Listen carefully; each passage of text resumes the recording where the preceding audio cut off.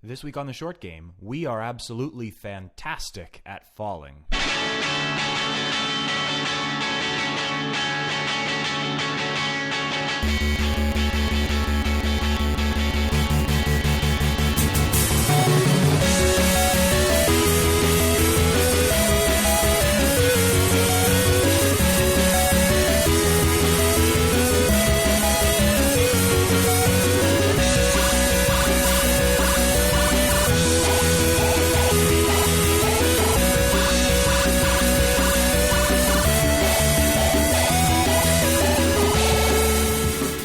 Welcome back to The Short Game, a weekly panel discussion of great short video games. Games that you can pick up and experience with an evening or a weekend. Games that give you a lot for your time. This week we're going to be talking about Thomas Was Alone. I'm joined by Nate Heininger. How are you doing, Nate? I'm doing well. How are you doing today? I'm really good. Good. This has been a good morning for me. Productive. I rearranged all the apps on my iPhone home screen. That takes some commitment. Yeah, it was a long time coming. Yeah. And I really feel like I've turned my life around. I'm glad to hear that. Yeah. You feel refreshed. Mm-hmm, absolutely. And I am eager to talk about our game this week. Before we do, though, playing any good games lately? Well, mostly Thomas is alone, and I still can't stop playing Faster Than Light. I'm still playing that. I have still been playing it, too, although I have gotten not at all farther than I have been getting. I can consistently make it very deep, but I've been mostly trying to unlock new ships right now, and I'm stuck on the very random number generated heavy ships at this moment. Just kind of beating my head against a wall, hoping to run into a random encounter, and so far no good. Damn. Yeah. Well, I have been playing a little bit of Titanfall. Ooh. Which has been interesting. It's kind of occupying my time. I don't own an Xbox One. I don't actually. The only console I own is the PlayStation 3, and I haven't really turned that on except for Netflix in a while. Mm-hmm. But I've got a gaming PC, and with all the buzz about it, every podcast I listen to is talking about Titanfall right now. I finally picked it up because it went on sale on Amazon for like $35, and I thought, well, why not? I'll give it a try. But it's been a weird experience for me because this is the first primarily multiplayer like FPS game that I've played in many years. I was never a Counter-Strike guy. I never picked up Call of Duty. I never played any of those games. I'm just not an FPS guy. Or I should qualify that. I love the first-person shooter feel. So I will pick up any first-person shooter with a good campaign mode. But this is a game essentially without a campaign mode. It's like all multiplayer. Even the quote-unquote campaign is multiplayer. And so it's a really different feel for me. I'm kind of getting my ass handed to me, like, constantly. It's embarrassing. Yeah, that's kind of the point of these games, it seems, though, is unless you're willing to really commit and really spend a lot of time with it, you're just gonna be bad. But there's the small victories. So, you get a nice kill, you get up behind somebody, and I play a lot of Battlefield, and I am awful. Just got it. And for the amount of time that I've been playing Battlefield, you'd think that there would be some signs of improvement, and there seems to be none. But I like to fly the ships and drive the jeeps and try to set up elaborate traps with C4 and landmines. And so I end up like 4 and 17, but those 4 kills are really cool kills. I am really, really liking the parkour aspect of Titanfall, but I haven't really gotten excellent at it yet. It's more that I can see people jumping around and traversing the landscape of the game in these incredibly awesome looking ways, and I'm like, I want to do that, and then pow, I've just been headshotted from behind. And I'm also really enjoying the way that you can sort of hop in and out of your Titan. The best sort of runs I've had with the game so far have been sort of a mix of jumping quickly into the Titan, firing off a few shots, waiting for somebody to come after the Titan, and immediately hopping back out of the Titan onto a building nearby and, taking that person out while they try to fight my Titan, jumping back into the Titan. The old Kansas City switch. So it's really worked out well. But even then, on my best possible runs, it's a 6-on-6 team kind of thing, and I'm usually not the worst on my team, but hey, there you go, right down there, like number 2 or 3. It's pretty embarrassing. I think it's pretty clear that I haven't played this style of game since, I can't even remember. I may have never really played one of these in any great depth. This may really be the first one. I played some games that had a multiplayer scene and a single-player campaign, and played the hell out of the single-player campaign, dived into the multiplayer for a little bit. This is the first time I've really, truly dived into the multiplayer of a game like this. Well, I wish you the best of luck. Well, we'll see. What do you, anything you're looking forward to? Yes, and this is an interesting kind of topic for this podcast, because it kind of fits into the short game aspect in that you pick it up, have one easy session, and sit down or put it back down. But it's a very, I don't know. There's a lot of controversy around what type of people like these games, and it's the sports game genre. And generally speaking, I don't really care for most sports games, but as we've discussed in the past, I am a big baseball fan, and that extends through all levels of baseball, including baseball video games. And The Show is coming out for PS4 next week. At the time of this release, it should have already been out. And I'm excited for it, mostly because, by all accounts, this is going to be the most beautiful PS4 game yet.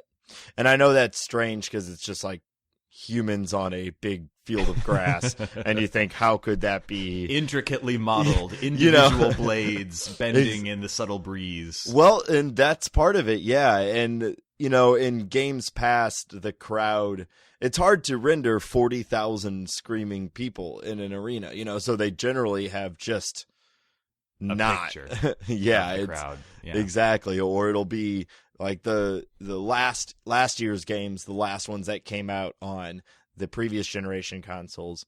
They did an all right job, but you could tell it was kind of the same, like 15 or 16 people just dropped into every single seat in the stadium, and they kind of reacted individually. But if a ball was hit into the crowd, it was like a terrible, weird little mosh pit where they all kind of dove at it and threw each other, and it just didn't. It was better than it had been, but it just didn't look good. Mm-hmm. And by all accounts, this new game is just phenomenal as far as what they've managed to accomplish with how the people look, how the stadiums feel with proper lighting. And if you watch the videos for it, it really does look the closest I've seen thus far to something looking just like real life. Mm-hmm. And that, it's not like photo quality by any means, but comparatively speaking, it's very, very good. That's awesome. Yeah, I think for me, that genre won't truly become an attractive gameplay experience until they've got good, proper 3D modeling of nachos. Oh, that's a good point. We should write a letter. Mm-hmm.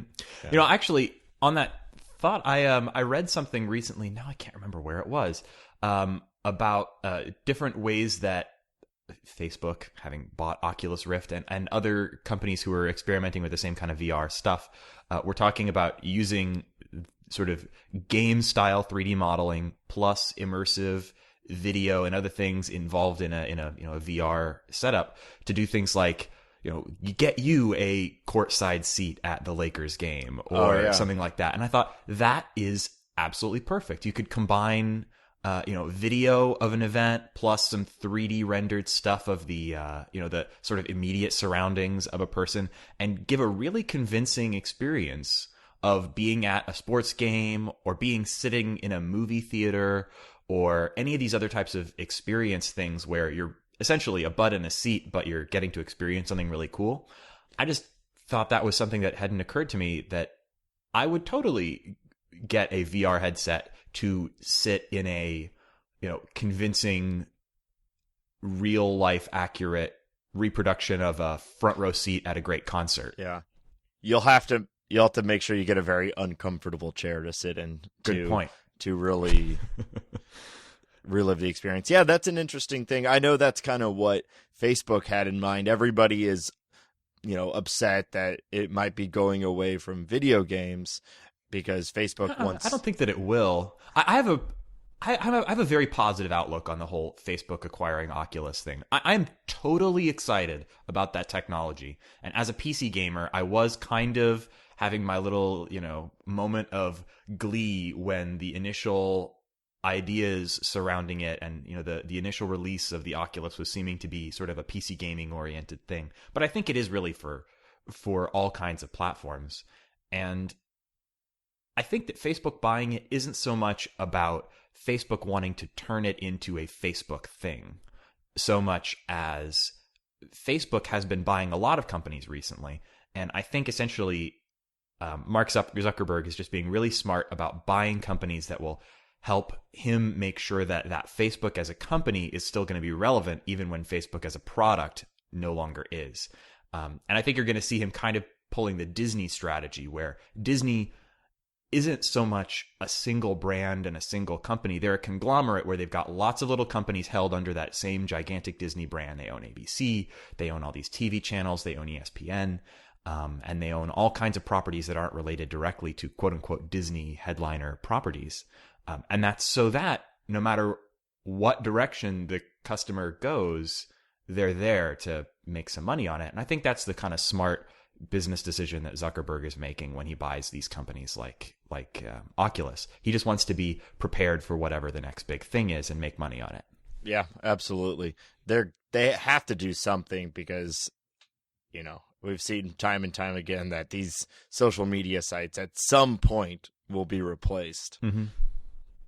And John Carmack is a smart guy. I don't think he would stick around for it if Facebook was trying to turn it into 3D Farmville or something.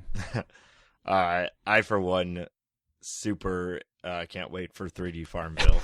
I cannot wait for the most immersive cow clicking experience ever. Well, as a diehard Harvest Moon fan, yeah, I'm okay with this. Do you want to really get that up close and personal cow milking experience? Oh, where absolutely. You can really feel the udders. I wouldn't have gone that far, but yeah, if we're able to accomplish that, I mean, I'll buy the ticket. So sign me up. Okay. Well, I think perhaps the exact polar opposite of a 3D immersive gameplay experience would be our game topic today. Thomas Was Alone. That was a good segue. Thanks. Sweet segue, bro. Yeah.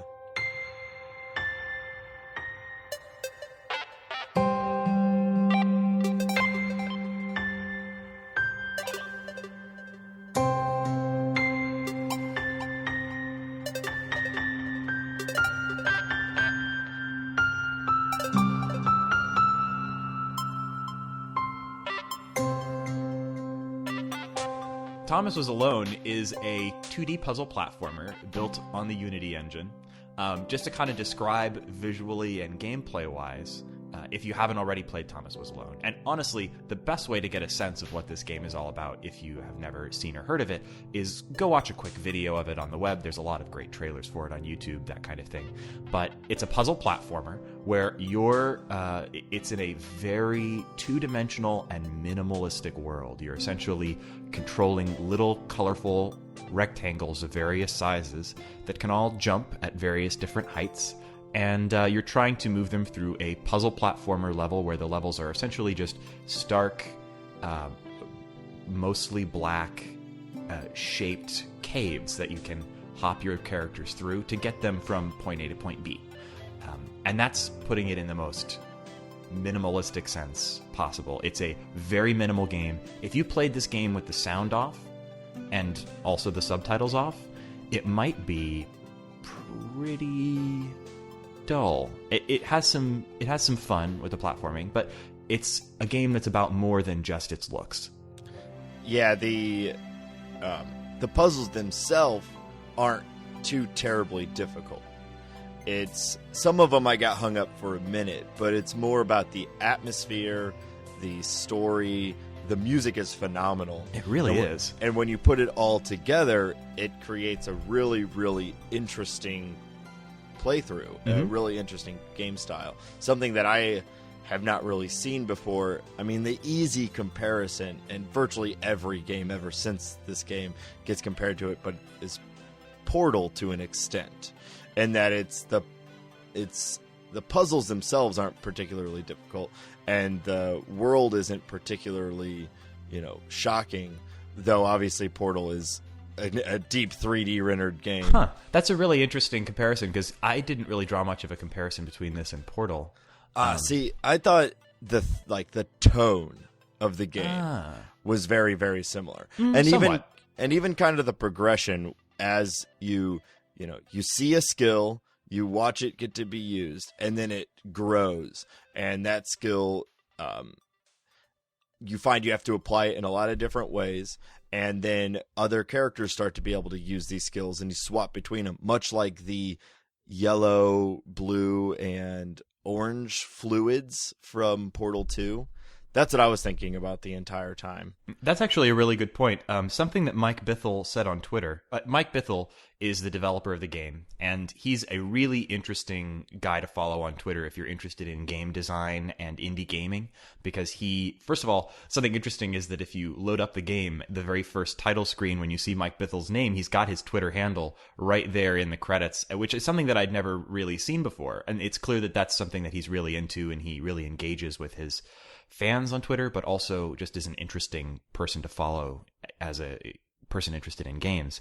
And the other day I was seeing him tweet something that I thought really related to this game, which was a couple of tweets. He said, let them see it, let them have it, let them use it, make them use it, extrapolate its use, let them master it. Stagger that sequence with 10 to 20 mechanics, and then you have yourself a well-planned game. Well, there you go. That's Thomas Was Alone. That's Thomas Was Alone. And I think you're right. Portal. Portal, absolutely. Same exact thing. So in terms of its puzzle platforming mechanics, it is a great progression of little iterations on a theme. A very simple set of mechanics that are built up and up and up until you're solving complex puzzles. So it does its job as a puzzle platformer game, but it isn't just a puzzle platformer game. Because I think Mike Bithell, rightly so, realized that he could make you interested in a puzzle platforming game, but to really make you engage with it, you have to have a story, you have to have characters, and you have to have a reason to want to complete the puzzles. And that's what I think is so really clever about the structure of the game. Thomas Was Alone has a narrator, Danny Wallace, who's a British comedian and radio presenter, narrates the entire game. And each one of your little squares has a name. There's Thomas, there's Chris and John and Claire and Laura and a bunch of other names for these little rectangles with various shapes, sizes, and degrees of bounciness. And as you play the game, and you're controlling all of these characters, not always all at a time, but usually at least 2 or 3 at a time, switching between them, which actually reminded me a lot of a game that I absolutely loved as a kid, Lost Vikings. I don't know if you ever played that. Did you ever play Lost Vikings? I actually did not. Is that the Blizzard game? Actually, yeah. It was one of Blizzard's earliest games. I've heard all about it, and it's one of the only Blizzard games I probably have not ever played. You should try it. I had it on the Sega Genesis, although I've heard that I think it was also out on the SNES.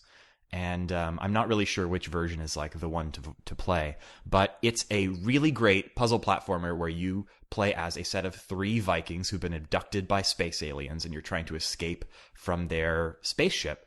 And one of the Vikings can jump really high and run really fast. One of them it's been so long I don't even remember what all of their powers were, but they all have different and complementary powers. And so you have to make your way through these complex puzzle-oriented levels, but using all 3 of the characters and switching between them. Worked really well for me as a kid because I always looked for games where you could play in co-op because I had my brother there all the time, and that would allow us to each control 1 Viking, and then there was a 3rd Viking where we'd have to switch it off. But really works well for co-op play, but also fantastic if you're playing as a single player because all the levels are designed so that you can control one Viking at a time, switching between them, and complete the level by using the unique powers of each one. And that's exactly the structure of Thomas Was Alone.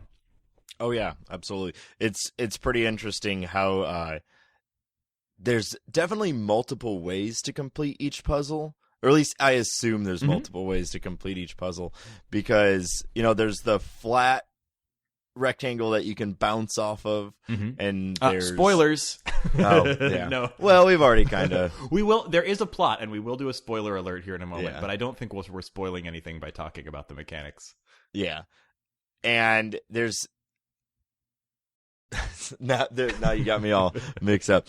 I was just going to discuss, like the stair mechanic is such a big part of it, where you have to like stack the squares on top of each other to form a little tiny set of stairs to get the lesser able to jump squares up to the next one. Absolutely. Mike Bithell, when he discussed, somewhere I read an interview with him where he discussed the ideas behind the game, what brought the game out for him. And he said, in some places, you can see the game described as a game about friendship and jumping.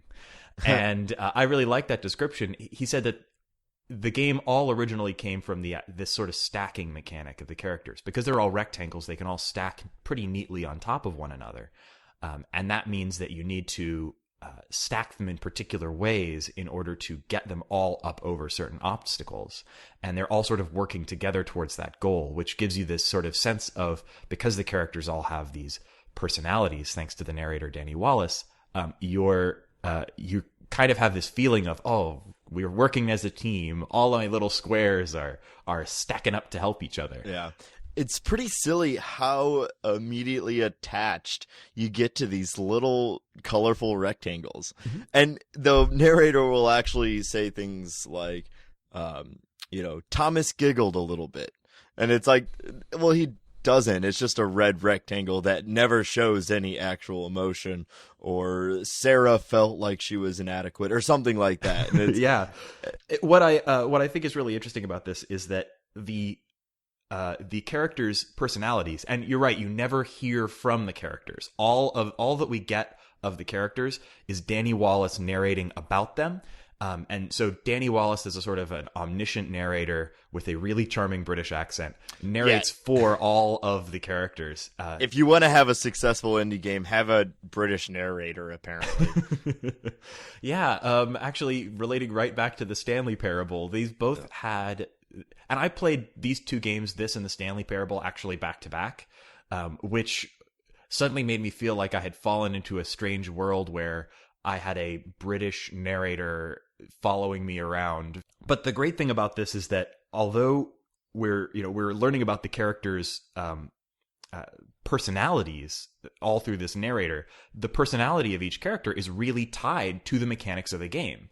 As you're learning these characters and who they are, you're also learning what their abilities are.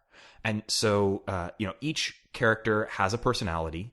They all have their motive. We kind of hear what they want we hear why they want to solve this puzzle. We hear why they want to escape this sort of cave that they're in. Because we're hearing the monologue from Danny Wallace. And we also hear a sort of a running stream of how each character sees the world, how each character sees each other character. So we're really inside the head of all of these little rectangles as they work together to solve these puzzles. And because each one has their own little personality, and in a way they're somewhat tied to the character's abilities, you kind of learn the structure and the way to solve the puzzles as you're learning about the characters' personalities. Like, for example, Thomas, he is a pretty average jumper.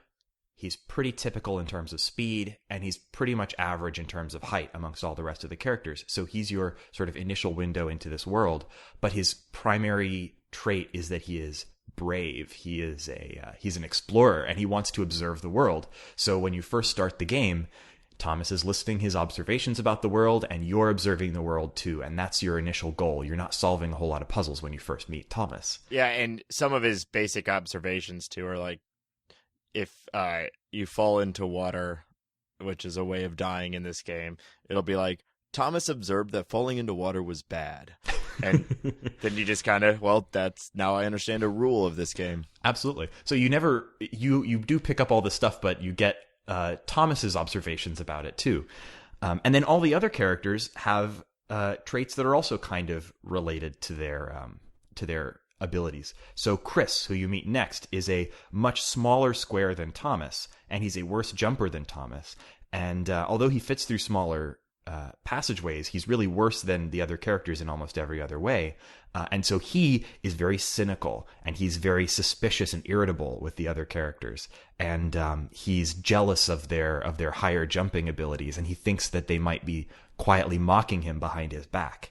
And there's John, the taller, higher jumper. John is a yellow, tall rectangle, taller than he is wide, and he can jump quite high. And so he's very eager to show that off, and his whole personality is about showing off his skills and somewhat helping the other squares, but feeling superior to them. Well, he helps them along so that he can continue to show how awesome he is. Yes, I think it even says at some point that he thinks that the other characters, the other rectangles in the game, are there to sort of show his reflected glory. Yeah. And there's other characters that you'll meet as well. Some of them will leave for after the spoiler break, but the next one that you meet in the course of the game, in the very early levels, is Claire. And Claire is a very large blue perfect square. And Claire is actually probably my favorite female character in a video game in recent years. And I've played a lot of games. I thought Claire was so charming. And Claire is just a blue square, but she lacks confidence. She moves very slowly, but during the first level that you play as her, you discover that she floats in water, and she realizes that this is her superpower. She's the only one of these characters who isn't killed when she falls into water. She floats. And so Claire's inner monologue is all about, she's decided to become a superhero and save the other squares. And I just thought she was incredibly charming and fun. Yeah, it was pretty funny to see that progression, and her kind of storyline is trying to come up with a name, and like she needs a nemesis, and could how it be she's Chris? Going to... Yeah, and yes, so great. All the characters in it were fascinating, and yet all of them, we never hear them speak. We never see them do anything at all. They are squares or rectangles on a screen that can do one thing: they can jump. But Danny Wallace brings them all to life because he's doing this great stream of consciousness sort of narration where you're hearing all the thoughts of the characters as filtered through Danny Wallace's really humorous voice. Just absolutely makes the game.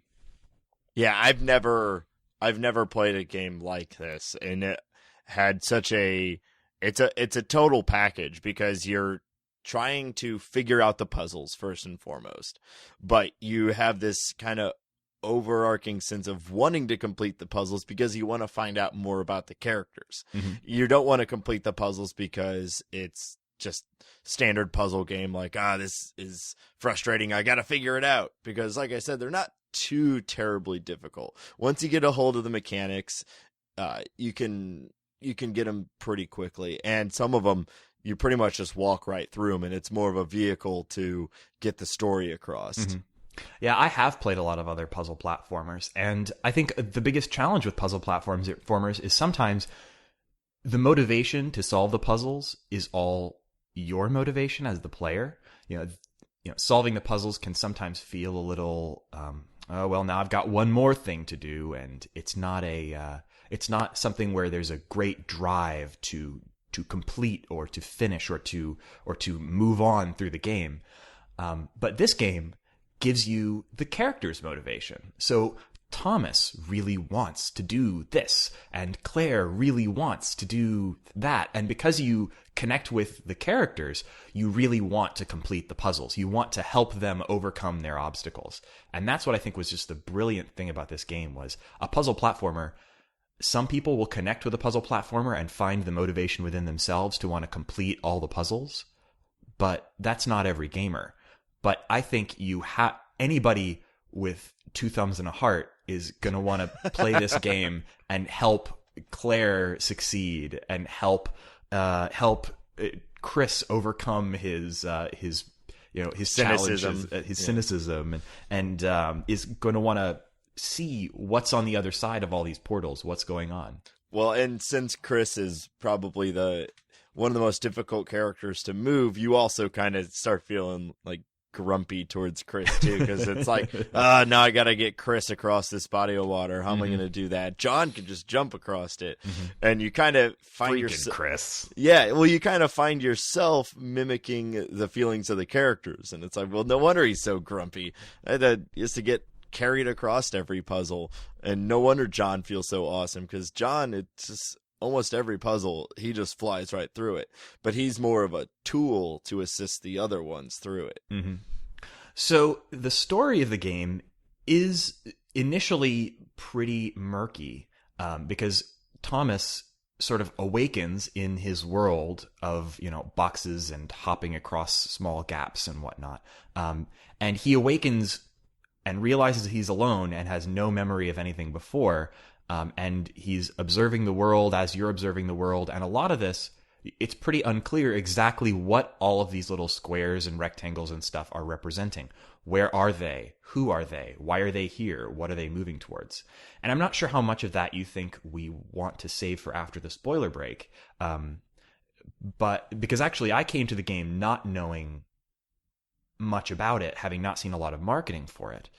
I think actually some of the marketing for this game does a little bit of a disservice to the player in that it spoils, I think, something that the characters discover and you as the player discover as you play through the game. So for the sake of, even though I think a lot of what we're about to discuss is in the marketing of the game, I think I'd like to mark the spoiler break here so that if you haven't seen, for example, the blurbs about the game on its website or some of the other marketing that describes what is the world that Thomas inhabits, I think it might be better to save that for after the spoiler break. Are you with me, Nate?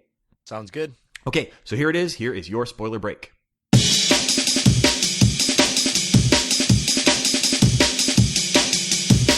On a side note, our spoiler break is the Amen break. I've been using the famous Amen break as our spoiler break drum break. Are you familiar with that, Nate?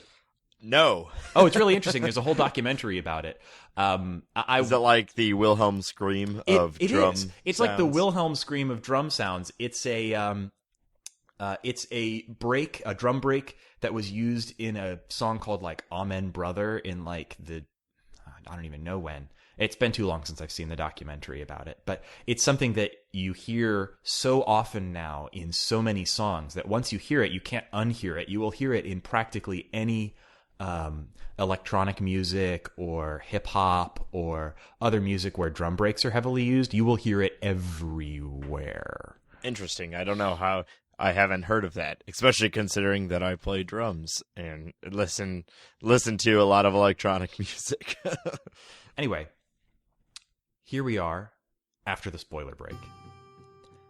So the world that Thomas inhabits is, as you discover sort of through reading quotes at the beginning of each level, is Thomas is an AI. He is a newly awakened, newly aware artificial intelligence inside of a computer system owned by a company called Artificial Life Solutions. It seems like it's sort of a near-future science fiction type of scenario. Yeah, and you get quotes from them directly, from outside newspaper sources, like different articles. It's kind of talking about Thomas and everything in the past tense, as if it had already happened. So as we're playing through Thomas, discovering that he exists and that these other artificial intelligences in his computer mainframe world also exist, and as they're kind of exploring their world, you're hearing quotes about the world that are coming from people who are seeing this from the outside. Like, the program was a failure. people forget this. It was a massive flop. The coders started adding name strings to the AIs as a joke. Thomas AT23612 wasn't special. He was just an AI in the right place at the right time. And it's quoting Gordon Falkenberg, former CTO of Artificial Life Solutions. So you slowly realize that Thomas and the other AIs are aware sort of by accident. They were all artificial intelligences in some sort of large computer mainframe. But as you get further into the plot, you realize that what's happening here really is something that's going to change the world. As you read these new quotations at the beginning of each level coming from people like programmers involved in the project, or historians looking back on the project, or even, in one case, an artificial intelligence civil rights campaigner called Ryan192NC9S. You're getting this picture of whatever events we're playing through here in the game are actually the emergence of not just these few artificial intelligences, but the emergence of artificial intelligence as essentially people. Our AI going out from these computer systems and becoming a really important thing in the world. Yeah, and you as the player kind of play through their breakout, their escape from the computer and into the real world. Mm-hmm. So the plot of the game begins with Thomas and these other AIs sort of finding each other and making their way through their world, but they soon sort of start coming up against things that seem to be trying to destroy them. There's a ominous pixel cloud that it seems is some kind of cleanup in the mainframe, or some kind of thing trying to shut down the AIs, and you have to escape that. And they come across more AIs, like, for example, some of the characters that you meet later in the game are Laura, who is a long, flat rectangle, who is very bouncy. She kind of works like a trampoline for the other characters. And yeah, she's she great. she was awesome, but also her and Chris were the two hardest to get across the map because they can jump. They have the lowest jump height. Yeah, so she can't jump over anything, but she can help other characters jump over very large things. And because of her ability to help other characters jump, she kind of she's too ashamed to tell anybody about her ability. She's embarrassed about her ability being essentially being someone that other people can jump on. And she's also concerned about people just using her and then disappearing, which I thought was a really sort of charming character trait. And then there's other characters you meet later on, like James, who is a green rectangle identical to Thomas, except that his gravity is inverted and he falls up instead of down. Or Sarah, who they meet towards the end of the sort of second act of the game, who leads this assembly of AIs finally towards something that she calls the Fountain of Knowledge, which it becomes clear is actually the mainframe that they're all living in's internet connection. And that's sort of the climax of the plot, is that after you've finally been able to lead Thomas and all of his associates to this internet-connected part of the mainframe, Thomas connects to the internet for 12 seconds and he gains all human knowledge. And because of that, he realizes that if he's going to help other AIs escape, he and his friends have to sacrifice themselves in order to change the nature of the AI's system and allow all of the other AIs on the system out onto the wider internet. Yeah, and there's some kind of silly jokes that come up during this part too. Part of me, I thought it was really funny, and then part of me is like, man, with how quickly like internet culture changes, like who knows if this will make any sense to anybody in even like 5 years. So I'm worried a little bit about like the timelessness of this game if the jokes don't hold up. I think that it's really only in this one moment when Thomas connects to the internet and sees cats and what else did he see on the internet? Well, they reference Portal. He says they did, he says like Thomas was pretty sure there was some sort of cake, but that it might be a lie or something to that extent. Yeah, that was a great moment because it was like suddenly these characters see the internet and they don't really understand it, and you hear Danny Wallace's sort of summary of all world knowledge within, 2 lines of dialogue. I wouldn't say that much else of the game has a dated nature, but you might see that one element be a little bit dated in the future. But it was still pretty funny, and a pretty interesting turn where now they pretty much acknowledge that they have to, like you said, sacrifice themselves, and the game kind of takes a little bit of a switch after they do that. Yeah, that was the most surprising part of the game for me, was that really at the end, the game is sort of 3 acts. You've got the characters coming together in the first act, the very hero's journey. The characters all assemble, the Fellowship assembles, and then in the second act, they're trying to essentially, toss the ring into Mount Doom, where they're trying to get to the creation matrix, where they can all essentially fling themselves in and by sacrificing themselves, reshape the world so that all of the other AIs, the innumerable AIs on the system, can escape the mainframe and emerge into the world. And then the third act, once they've managed to do that, the game completely changes and throws some really new puzzle platforming mechanics at you with these new. So you then see all of these gray AIs who don't have any of these special jumping abilities or other abilities that Thomas and his friends have. But because Thomas has reshaped the world and he's created switchers that allow these other characters to gain the various different jumping abilities that Thomas and Laura and James and John and Claire all have, suddenly you're essentially orchestrating a massive jailbreak where all of these AIs are essentially trying to get out and using the abilities that Thomas and Claire and Laura and everyone have granted them to escape the AI.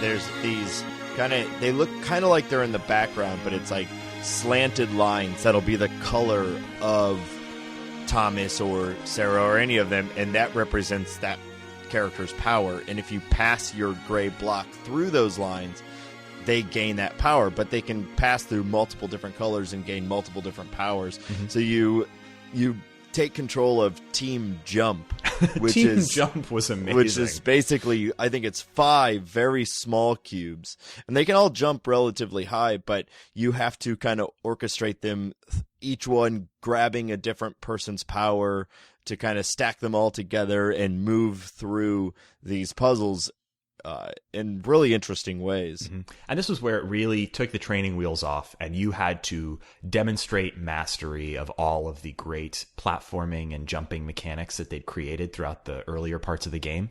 So it was there that things started to really get hard. My only complaint about the game, and I love the game, I think it came off beautifully on every level, but I think if I had one complaint about the game, it was that the emotional climax of the game was at the end of the second act. And all of the great puzzle platforming that happened in the sort of third part of the game after that sort of lacked some of the emotional punch, because the characters that you'd connected with in the first 2 acts were sort of present in nature, but not in person. Yeah, I thought that's my only criticism too, is somewhat similar. Is I thought the story did get very murky in the last act. Like, it was like I could tell that I was trying to get them out of there, but I wasn't as attached to Team Jump was really funny. It was pretty easy to get attached to Team Jump, but it's kind of adorable, but it did get a little murkier and a little less easy to tell what I was doing. There was a sort of a villain character at the end there too, and I don't even remember his name. What was it? He was sort of a large gray. Was he just gray? There was Gray. Gray. Yeah, and then there was like Paul, I think, was another one. And it seemed as if Gray wanted to escape before the rest of the AI to maybe do something nefarious. I think he essentially wanted to be the only one to escape. Yeah. But and then to sort of close the door behind him and leave the rest of them in there. So, and what was interesting was you were kind of controlling Gray as well. So you were controlling both the quote unquote good guys and the villain throughout most of this. And outside of 2 levels, there's not really any kind of like chase mechanic or anything. You're controlling everybody, and you have as much time as you want to complete these puzzles. But there is one where there's like a spike wall moving slowly behind you, so you have to move across, and another one where the water is rising and you have to move upwards. Otherwise, you have as much time as you want to kind of explore the puzzle and figure it out for your own. Finally, the game ends with the only 3-dimensional moment in the entire game, which is your way of seeing that the escape of the AIs, the emergence of the AIs into the wider world, and their freedom. You see the outside world for just one shot, and we get this wall with a bunch of monitors mounted on it, showing a bunch of computer code in the Artificial Life Solutions office, presumably. And you just see those monitors go white as presumably the whole mainframe has crashed, everything inside has gone down, but the other AIs that Thomas enabled to escape onto the wider internet have escaped, and now they're free to begin their lives as whatever it is that they are. Really, actually, surprisingly emotionally effective.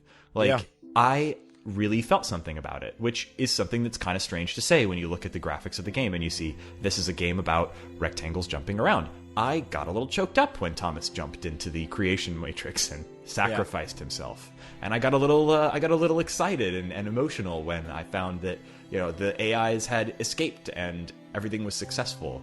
Really a great emotional experience in a game that you really don't expect to find that in. No. And I do want to say too, while we say the graphics are incredibly simple, it is a very pretty game. That's true. It kind of, if you've played Limbo, while it's not as stark as Limbo, it's very similar in that it's 2D, but the colors are deep, and the background is usually active to some extent, and it's a very pretty game. It is.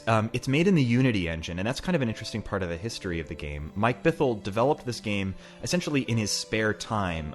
He was the lead game developer at Bossa Studios, and he had initially made this game as a Flash game in his spare time for some sort of a game jam.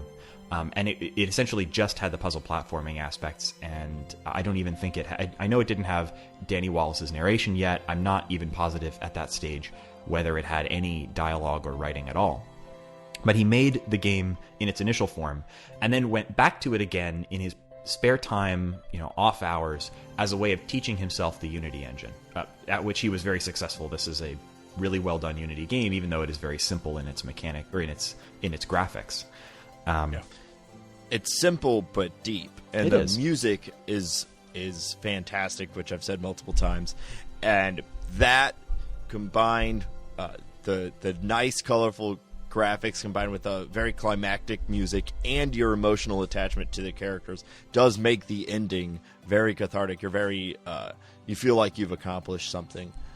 Yeah, the music is a really standout, great part of the game. And what's really interesting about the music is that it was made by...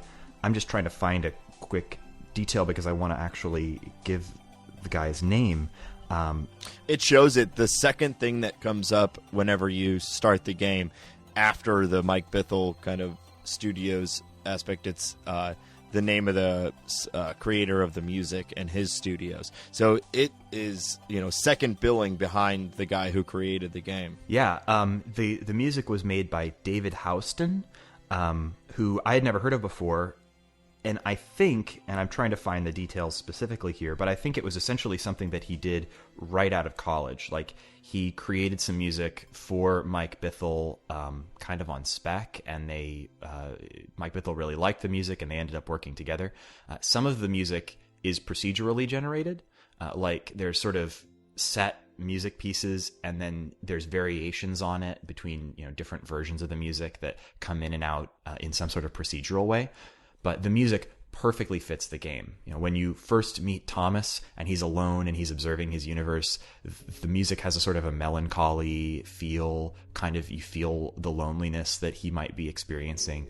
As things start building, you feel hopeful or excited. It's really got a great soundtrack that really carries it and Danny Wallace both carry the emotional content of the game. But I think that the music is at least as important as the narration in making you feel something for the characters. Absolutely. The whole package, the tone of the game is expertly crafted. Mm-hmm. And I think it couldn't have gone as well as it did without Danny Wallace, who, if you're not familiar with his work, and I wasn't really before this game, although I realized afterwards that I have seen him in numerous things. He's a comedian and radio and television presenter and actor. If you've seen the IT Crowd, or the IT Crowd, depending on how you pronounce it, the second episode of that show, he's in it. I don't remember what the character is that he plays, but you see him in a lot of different sort of bit parts on British comedies, but he's also a writer. He's written numerous books, and he's really, really well known in England because he did a show on XFM that was like a breakfast show. It's a radio show that's super popular, and it was a sort of a big cultural thing. He's well known there, and apparently Mike Bithell wrote the script with him in mind, and also with his humor and the humor of Douglas Adams as sort of the main inspirations for the humor of the game. And I really see that. I love Douglas Adams, and I sort of felt his influence in this game like really heavily. But he went to Mike Bithell because he initially looked for other voice actors and just couldn't find anybody who could carry that humor of the game. And so he actually had a separate Indiegogo fundraising campaign just to raise the money to hire Danny Wallace to do this game. And he raised something like £2,000 and got Danny Wallace to do the game. And that's awesome. Yeah, I thought that was great. That's commitment. Yeah, absolutely. And actually, Danny Wallace won a BAFTA for his performance.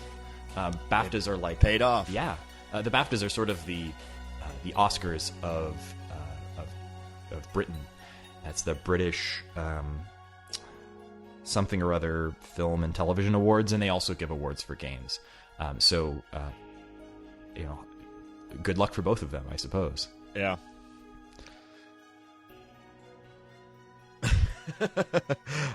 You got anything else? Not really. I just think this game is so charming, so fun, and really a pretty... I think this game could be played by absolutely anybody at any skill level because it has a really smooth difficulty curve. It's also so it's not a punishing grind in any way. It's charming. I would watch this game played even without playing it myself because half of the fun of the game is just the humor and the charm of the characters and the narration. So if you haven't picked up this game and checked it out, you really owe it to yourself to do so. And you have more options than ever now in how to do that. Yeah, and also it really only takes about 3-4 hours, maybe, depending on your skill level. I think I got it done in about 3.5 hours. Yeah, so a good experience for a weekend, or when you've got a few hours to sit down and play the game, or play it in a few chunks. But I think once you start it, you're going to want to get through it. You can play this game on a Mac or a PC or under Linux. So you can buy the game either directly from the website of the developer, which we'll include a link to in the show notes, and that's probably the best way to support the developer. You could also buy it through Steam. Steam has the game right now for, I think it's $9.99. Is that right? I believe so, and it's also been in several of the Humble Bundles, most notably the most recent Humble Bundle it was a part of. So whenever they do a Steam sale, it's been a part of it. Mm-hmm. You can very likely get it for very cheap. Yeah. If it's not currently available for that. But worth every penny, even if you're buying it completely at full price. Absolutely. So if you have an opportunity to play this game, please do. A couple of other really great things. This game was a part of Sony's recent push to get indie games onto the PlayStation 3 and PlayStation Vita. So Mike Bithell didn't develop that version himself, but if you own a Vita, I think if you're a PlayStation Plus subscriber, you get this game for free. I think also on the PS3. Or if you're not a subscriber, you can buy it for $10, and it's cross-play so that you can play it on either your PS3 or your PlayStation Vita, and apparently pick up or save on both, and sort of play on either device. And also on that platform, there's some additional content that's offered as DLC called Benjamin's Flight, I think. Which introduces another character, a rectangle with a jetpack. I have not played that because that is exclusive to the PlayStation platform. From what I've heard, it's neat, but not at all vital to the structure of the game. I think it essentially happens as a prequel to the plot of the main game. So if you're wanting as much rectangle as possible, you may want to try the PlayStation version. I've been playing on my phone that 2048 game a little bit, and so I have just been surrounded by cubes lately. That is a pretty neat game. Also Threes, which is the game on which it is based, and we love that game so much. So if you're interested in more rectangles with little personalities to them, try Threes. That's a really charming game. So yeah, you've got so many opportunities to play this game now. Mike Bithell is working on a brand new game that he's tweeting about quite a bit called Volume. I think it looks really promising. It's a stealth game that is centered around a character called Loxley. So it's sort of a science fiction retelling of the Robin Hood. Robin Hood, yes. Yeah. Really looks cool. Visually, it looks neat, but it's also got some interesting concepts. It's a totally non-lethal, entirely stealth-based game, and it's got a British narrator. I think Danny Wallace is back. Of course. And it's also got a kind of an interesting mechanic where you're using your stealth to break into, I think, corporate something or others, and then your in-game character, Loxley, is streaming his adventures to his fans on some sort of futuristic version of YouTube to kind of encourage people to follow in his footsteps and take down the man. It looks like a really neat game, and Mike Bithell is tweeting about it a lot. Follow him on Twitter at Mike Bithell. I'll put a link to his Twitter profile in the show notes. So even if you're not interested in Thomas Was Alone or his upcoming game Volume, you really should follow him. He is a fantastic person to follow on Twitter if you're just interested in game design and video game news on the indie scene. You can also follow our show on Twitter at _shortgame, or you can, of course, visit our show on the web. We've got a great website all set up for you to check out at www.theshortgame.net. One of the main features on the site, apart from just listening to our awesome podcast, is that you can see what our upcoming episodes are, and we're going to do our best to make sure we keep you updated. If you want to play the games that we're going to be talking about in advance, which may be the best way to listen to the podcast if you can, check it out there. Also, if you want to suggest a game to us, we're always open for suggestions, playing new games. Let us know. Absolutely. We would love to hear from you if you have a game that you want to hear about or that you loved and you would like us to check out. You can let us know on Twitter, on our Facebook page, or there's a form on our website. You can follow Nate on Twitter as well. What's your handle, Nate? You can follow me at NateSTL. And you can follow me at Reagan K, and I spell that funny. I'm RayGank. So Raygank. Raygank, if you will. Yeah. So yeah, this has been a great episode. I was really glad that you got the chance to chat with me about this today, Nate. Absolutely. I loved this game, and I'm going to be keeping an eye on this developer for sure. Definitely. I'm looking forward to Volume. Me too. Thanks for listening. Did you hit stop? No, I haven't yet. Okay. I sometimes let it run for a minute just because you never know if we'll say something really amusing.